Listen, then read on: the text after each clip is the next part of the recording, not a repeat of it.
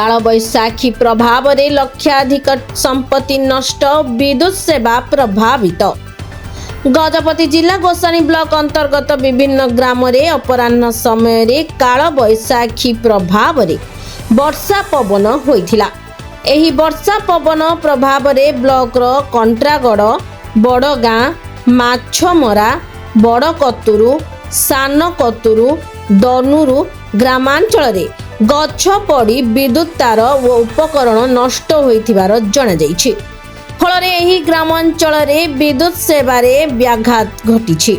सेहीपरि माछमरा ठारे थिबा एक निर्माणाधीन चाउल मिल, सान कतुरु, बड़ कतुरु व दनुरु ग्राम रे बड़ बड़ गछ पड़ी विद्युत खुंट भांगी जाइछि।